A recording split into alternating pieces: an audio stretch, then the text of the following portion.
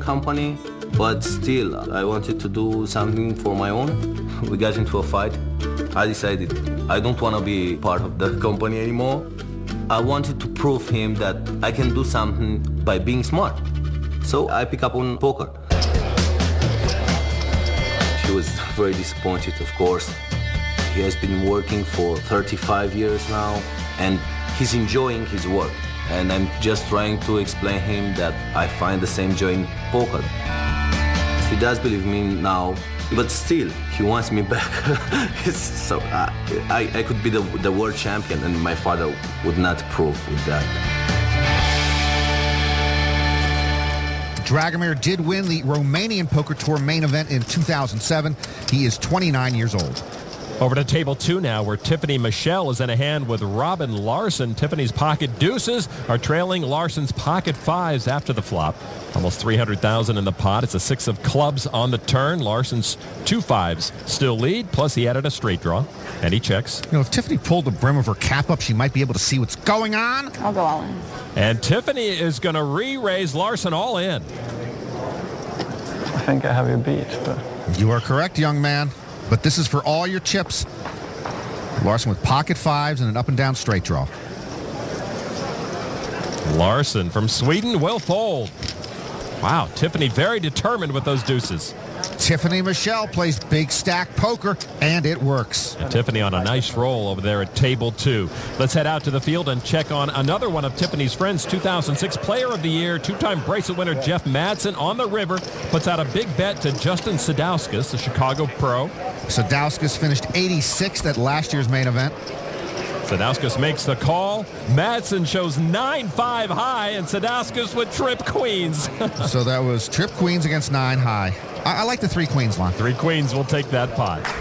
Honey, I'm all in. That's Barry Leventhal letting Phil Hellmuth's wife know he's all in. Action on Hellmuth. I know you guys. Best player in the world against the worst player in the world. Hey, Phil, you might have a new friend. He just called you the best player in the world. Big decision for Hellmuth. What would Gus Hansen do in this situation? Gus, what would you do? Oh, Gus happens to be nearby. What Gus do? I know what Gus would do already. He moved on for $3.99. That's right. $3.99. I have a feeling what I might do. You're no kidding. Phil Hellmuth making a decision for most of his chips. Can you beat a bluff? Oh, yeah. In your head. Ooh, a little Jedi mind trick against the master. Hellmuth gives it up. Phil shows queen 7 of diamonds, straight and flush draws. It's up to Alex. Show it or don't show it. Leventhal does not show, but he'll take that pot. That's why he's the best in the world, and you guys are jerk-offs. Barry Leventhal has a unique understanding of Phil Hellmuth's world. Gus would have called right away. Oh, my God. Well, Phil pretty much treading water today. Now over to Thomas Keller, formerly known as Thunder Keller, before losing over 200 pounds. His king 10 way behind the pocket aces of Alan Gould. And now the flop, and Gould gets another ace, and Keller's all but out of here. Keller won his bracelet in 2004. This is the first time he's cashed in the main event. Turn card. Oh, Keller with a straight draw. Keller with a glimmer of hope. He needs a jack for a straight to stay alive. River card. Oh! Is the jack! Oh my God! Keller doubles up. That is an unconscionable bad beat. I'm really sorry. I mean, wow. Keller was a 49-1 underdog after the flop. He could win the main event now. That's officially the worst suck out I've ever done. Oh my, Thunder Keller catches 2 bolts of lightning in a bottle there. Take a seat, Thomas. You still have a shot.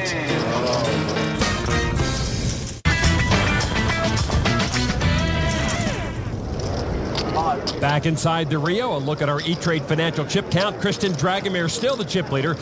Mike Matiso, after that earlier double up, sitting right on the chip average. Phil Hellmuth low on chips, but trying to get something going in a hand with Aaron Gordon here. All the cards out. Gordon has bet $35,000.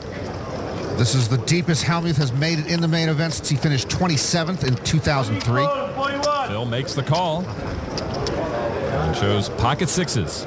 And he's reaching for the chips. But Gordon's going to win the hand with pocket tens. Phil thought he'd won the pot. Oh, my goodness. This isn't good. This just can't be good. guy just slow rolled me. It's not bad enough that I'm making world-class laydowns. They don't understand. The guy just slow rolled me. Aaron Gordon, a little slow turning over the 10s.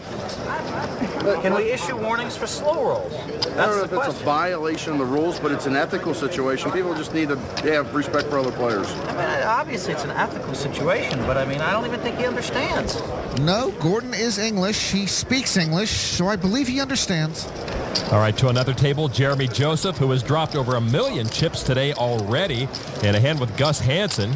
Gus just put out a bet of $186,000 after the flop. And now Joseph, and Joseph is going to push all in. And there is that Gus Hansen squishy face of discontent. Both of these guys started today with huge chip stacks. Why did I get myself into this? Gus had called a big pre-flop raise from the small blind. Hansen trying to make a statement here at the main event. And Gus will make the call. Joseph flips over ace-jack high. I didn't move all in again. My goodness, Joseph missed the flop, moved all in. I knew they always Gus with queen 7. Gus calls him with a straight draw. Mathematically, it's correct, but this is for most of Gus's chips. Turn cards a 6. Joseph still ahead. Gus is going to need a 4, 7, 9, or queen to knock out Joseph. And now the river card is a 10, and Jeremy Joseph doubles up through Gus Hansen. Well, I can't believe either play we just saw there. I want to give Gus his chips back. He is in bad shape now. Hansen's chip stack is gutted down to 187,000. Back to the featured table and Mike Matusow. I've played one hand so far. I'm 1 for 1. Nothing. I don't mind. I'm a nit for now. A clean-shaven nit. And he's been very patient to this point. Action on main event chip leader Christian Dragomir. 5 deuce. He'll give it up to Kara Scott now. 10-7 offsuit. She gives it up. On Chino Ream now. 8-6 offsuit. Chino says he used to be an animal. Now he's just regular aggressive. And that aggressiveness raises it up to 32,000 on Sean Davis. Pocket jacks. A real hand in the big blind for Davis. 25-year-old full-time player from Atlanta. He'll go heads up with Chino Ream. 2 kings and a 4. The pocket jacks are still good for Davis. Davis checked. Chino bets 32,000. Chino with a continuation bet.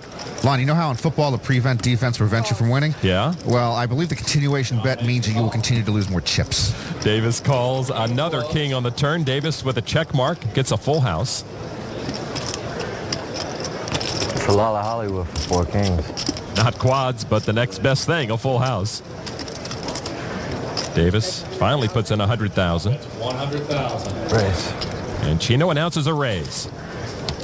150. 150,000 more. Chino continues down the same path. And I'll say this for him. I almost believe Chino has quad kings. This is regular aggressive. And Davis will make the call with a full house. That is bad news for Team Ream. All right, now river card is a 10. Davis, of course, has the check mark with a full boat.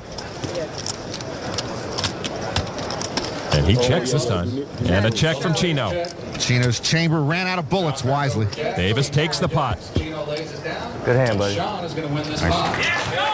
So Chino Ream tried to pressure Sean Davis, but Davis was holding the goods that time and sweetens his stack by more than 300,000. I'm wondering if I could win if I fire the 3rd bullet. Hell no. I was praying you would. That check saved Ream some chips, but he's still down 700,000.